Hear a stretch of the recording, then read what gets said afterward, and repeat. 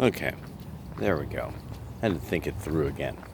There's these very nice guys who have a radio show called Armstrong and Getty. Had said something about the nature of Russian propaganda that what they were talking about was a different group of propagandists. They were confusing how the Russians propagandize because they just, it's unless you're really into it, you wouldn't know. The Russians propagandize actually in a much more intelligently targeted way. The things of like, oh, there was these guys in Russia who did this, and we have information that they were in this department. And I mean, this is such preposterously stupid propaganda that this one that we caught that supposedly was this racially divisive Facebook ad or something. That's not, so far that hasn't been their style. Their style has been much more disarmingly frank. This is actually the thing that I have appreciated about watching Russian propaganda over the last about 10 years and how it evolved. They embraced American frankness because Americans are no longer frank. We are always talking around issues now. Oh, those people need help. Oh, let's come up with a half a dozen euphemisms. People are doing the half a dozen euphemisms for their negative actions, and so because this could not work for the the existence of further Russians in the future, they have stopped doing it. The thing is, Americans are horrified by such language, so their propagandists used such language, and it was brilliant, and it worked. It worked perfectly. They got exactly what they wanted. They got a president who respects the Russian territorial boundaries, and a president who openly seems to have respect for Vladimir Putin, a president who openly respects the Christian religious tradition of the Russian people and in Eastern Europe and the Orthodox.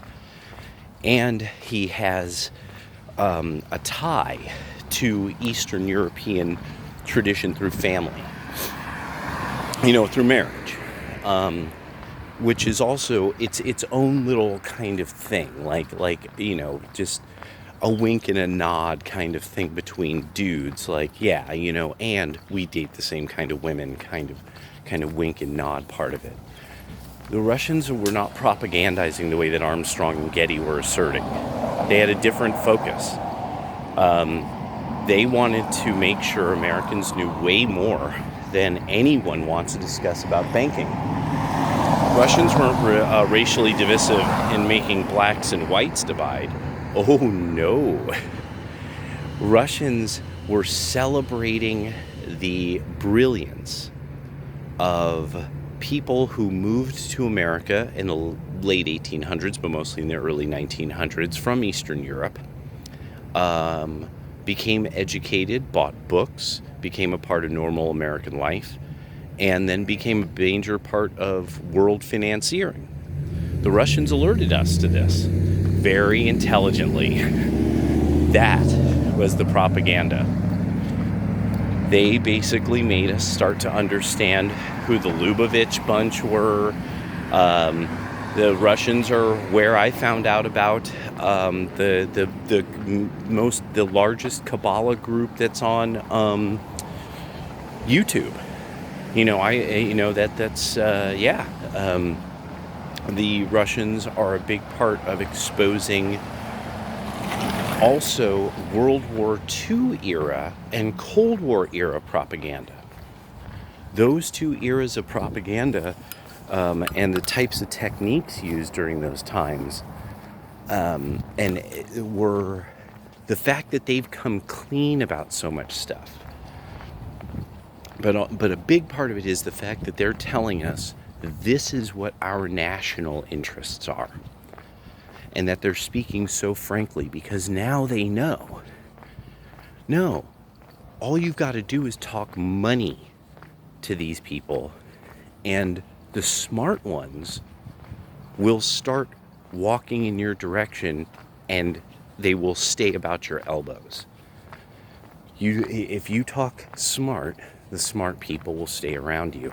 The left has embraced dumb. When you think about the sloganeering of the left, their propaganda is pure garbage. It's etched out in crayons. It's just sad. No understanding of international financiering and war. Like none.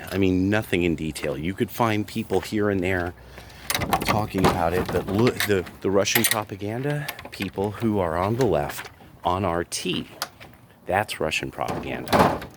So a simpleton like Lee Camp is actually what the Russian propaganda is. This sort of broham imbecile level comedy about the war machine or something, just where the guy has to laugh at his own jokes. He's got to have, like, I guess his crew laugh. I guess it's supposed to be a studio audience, like the old days or something.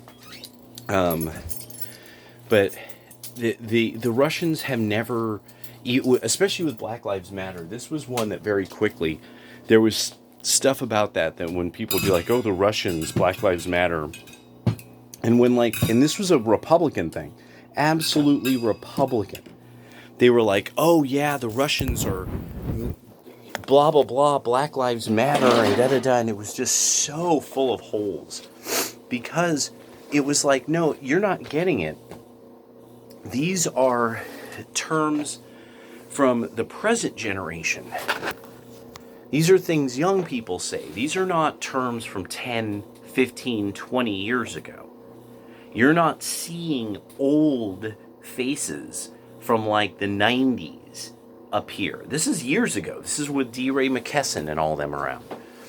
All of this was some kind of reaction that actually happened that was an anti-police thing that becomes an anti-white thing with Black Lives Matter.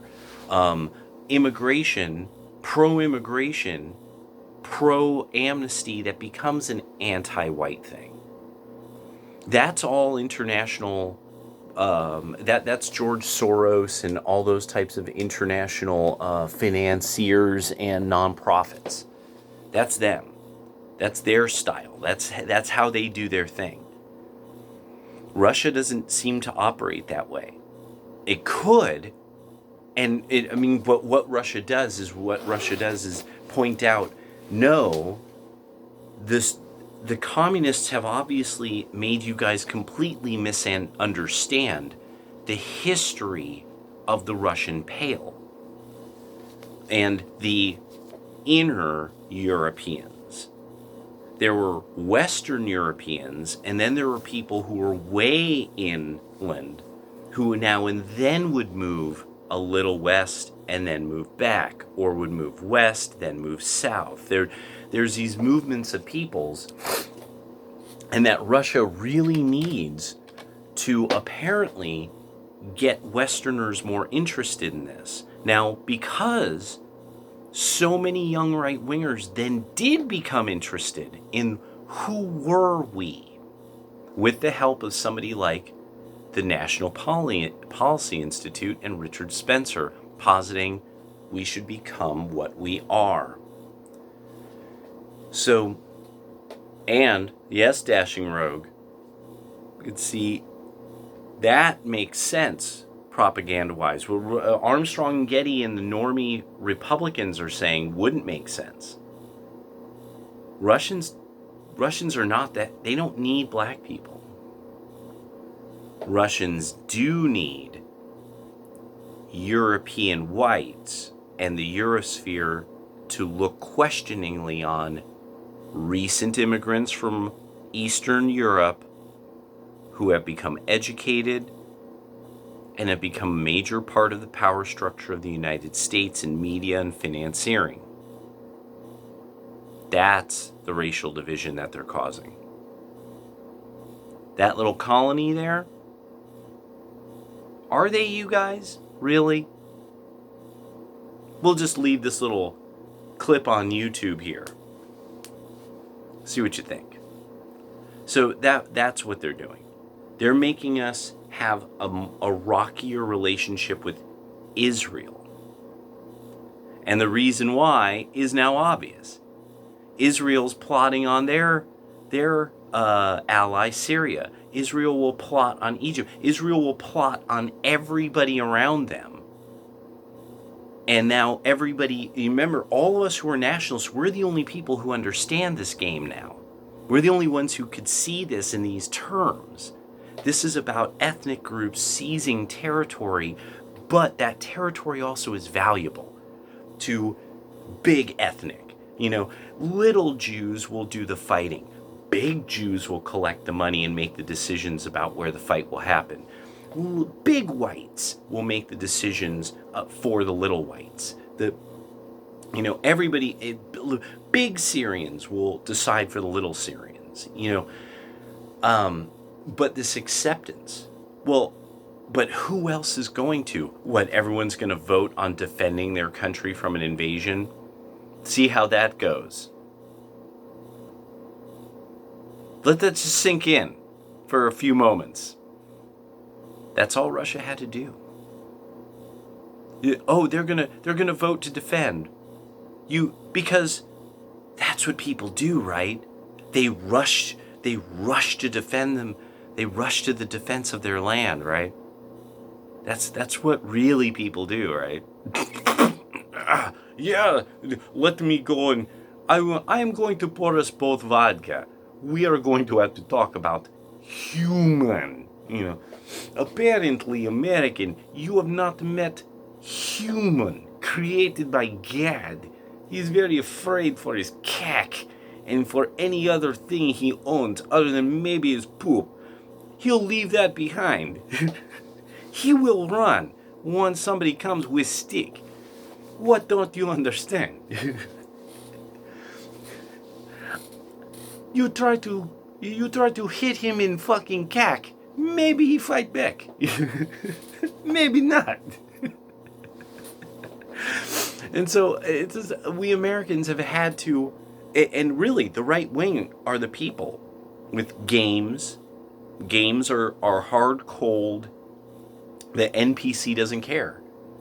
The AI doesn't care. The AI is designed to ruin your game. You're rolling and you're like, oh, why? Because you have to get used to that. So the right wing has embraced this understanding of, no, countries have their national interests. They have their own personal national interests. Ethnic groups within that country are gaming for their own power. There's always groups gaming for their own power. A real big part of this was to cause there to be a constant block of Ilhan Omar's, that there would be a constant squad block of these ethnic minority women voted into office, who, because now only their women, are able to do it now. As Klobuchar, it's the women gotta do it all, which speaks volumes about how she treats her husband, really. I had to think that one through for a while. What is it? There is something about her that is like ultra fucking twat bitch. And you're like, oh, wait a second. She probably bites her fucking, her husband probably has bite marks all over his noggin. So the thing that I started thinking about with these guys, these normie Republicans talking about Russian propaganda, and that specifically the racial divisiveness, a lot of these people can't they don't have enough information about the world of civil society 2.0, the investment into nonprofit corporations to supposedly, well, we really care about this issue, so we're going to lobby in your country because we're not from there, and that this is okay. This is not communist, modernist, globo-homo missionary work in other countries. Now we understand it that way. Just like the Masonic Lodge is exported to your country, and you're like, oh, okay, Masonic Lodge, I don't know it. There's some place they hang out and speak to each other, or they do the weird hand sign. I don't know. It's very secret. And then they export the Protestants export evangelism. That was very much CIA. There's a book on it called The Family. I haven't read it, but I heard a number of interviews with the author and read a lot about it from there. People who left the evangelicals and then started writing about, like, now that I think back on all this, oh my God, you guys, you got to know this, now that I've talked to some more theologians and changed my point of view, oh my God, you all need to understand this about the theology of evangelism or evangelicals. So the next one was liberal, super modern nonprofit corporations like civil open society, and there's one. It's the big gay one. Human rights. Human Rights Watch, or the HRC, Human Rights Campaign. I always think of a Hillary Rodham Clinton Human Rights Campaign. That's a big one. Human rights. You have rights within your country. This whole human rights thing. This was a key UN. Big international organizations that would meet together and decide this stuff. Remember, that is an idea that comes. We can only historically associate such meetings like that with either Caesars, Kaisers, the Roman Church, is Islam, and meetings of its top imams at various times. We could kind of associate with the Catholic Church. We could associate with this with the great Christian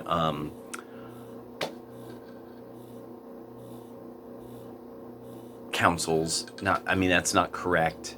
You know what I'm talking about. The big great like 6 meetings, in the early days.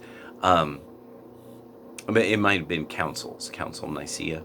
Yeah, maybe in English. That's what. Yeah, I think I've heard it in a different verbiage, but I don't remember the word for it. It's like some Greek word or Latin word or something.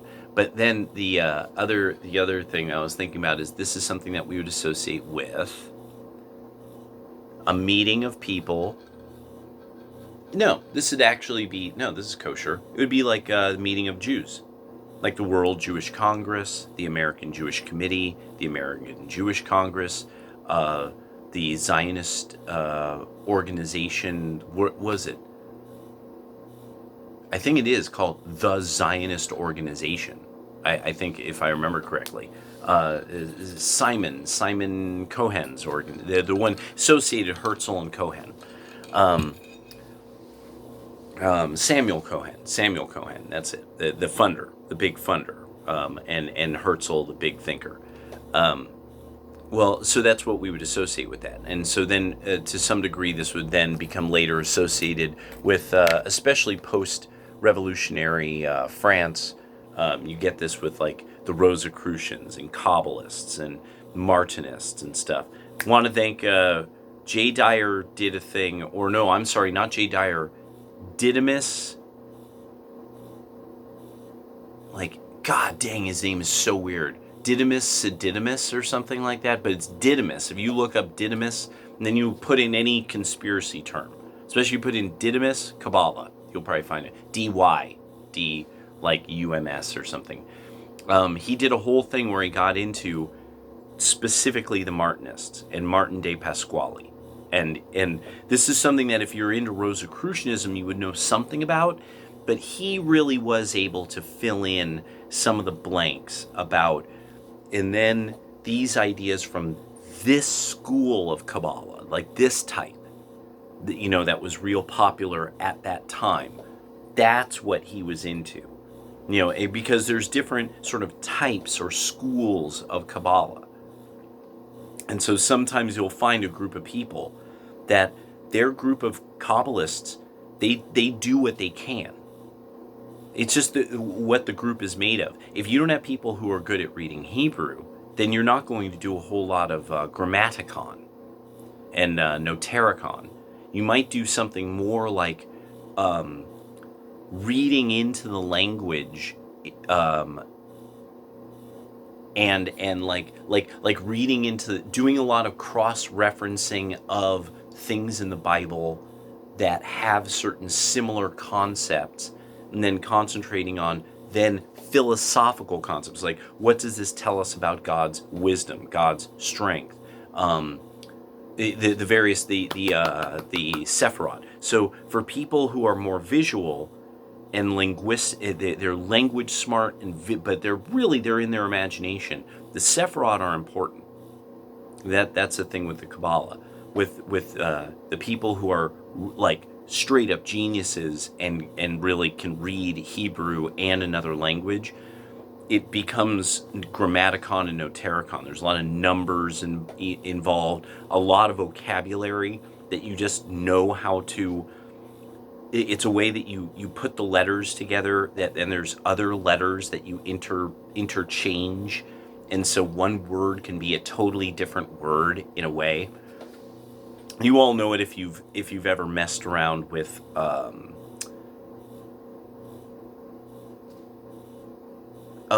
like codes, making up codes. There's a real term for it. I have not had enough of that coffee. Propaganda requires a lot of this background knowledge on people, the symbols they use, and the type of propaganda that they purport. Oliver from Semiogog is very good about covering background. If you don't know this, these events won't mean the same thing. You're seeing reality, but they can't mean what they mean if you don't know what happened back here. And so, like, not knowing about the 12 imams, and that's a Shia thing as opposed to Sunni, and that the Sunni would be like, what? 12 what? What? Am I going to have to chop you? What are you talking about? Am I going to have to harsh your village because you're talking crazy? So, and unless you know that in Islam, that's a big deal, you wouldn't know why they fight each other. The events in Islam wouldn't mean anything. When these people start talking about, no, all these militants, they're of this specific school, you'd be like, what? Yes, okay, here's the background on Islam. And so without a lot of the normie Republicans knowing that Russia has been sort of begging us, like, will you please pay attention to Western history? Oh my God, please. Will you, okay, this, if you hear this in a story, if somebody's told you this, you're being propagandized by these people. And they're trying to make you hate Whitey. They're trying to make, and so they're leaps and bounds. Their propaganda is leaps and bounds ahead, and it has shaped the nationalist right because it was a handout. They said, boom, there, take it, do what you want. You do what you want. You will do. You'll come back. You'll have more vodka. You will have more. You'll have pierogi in my gastronome. It's best gastronome. You will say, I want to go back there or not. I don't care. You Americans, you crazy. You have money. Yeah, go and fuck your girlfriend. I don't care. Go and smoke your pot. And so what happened? People went back to the Russians to be like, who is this guy Kalergi?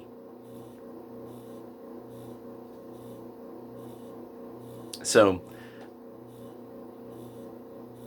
the nationalists have to be hyper aware, head on a swivel at all times.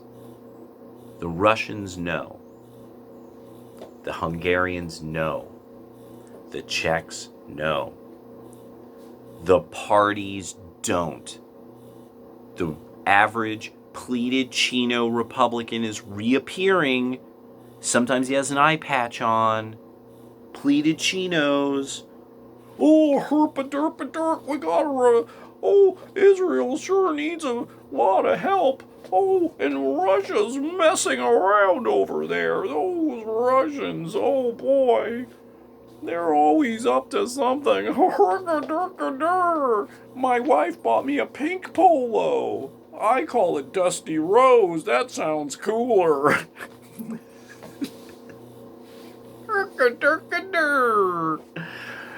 And you're seeing these people, fucking Charlie Kirk with his sports coat and sneakers. Oh God.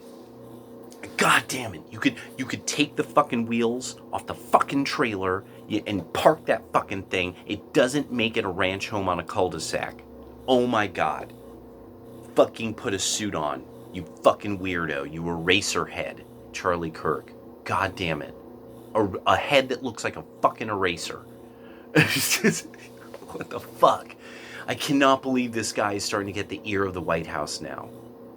So that's why nationalists cannot waste their fucking time thinking that there's some Russian plot, Natasha's up to something. You know, it's like these people, we're on their border. We don't have bases on our border. We won't put fucking military bases on our own fucking border, but we have more than enough on Russia's border. Holy shit. Holy shit. And it's colonies, military colonies throughout Eastern Europe. And why? Oh, because maybe the people who live there, they constantly need help learning how to behave properly. You know, they need to understand international finances, very important, and global friendship and community at the intersection. It's so important. Human rights. You need to be humane to people and let them come in and just hang out, like in Czech Republic. It's like cool. Be cool, dude. And being cool is human. Being uncool is not. You know, don't be uncool. Be cool. You know, that's leftist propaganda from the human rights campaign right there. You know, while the Russians are like, there is something more to this Galergi. You ever hear of Merkel-Sampson plan? Here, I'll leave this right here for you. I'll go get vodka.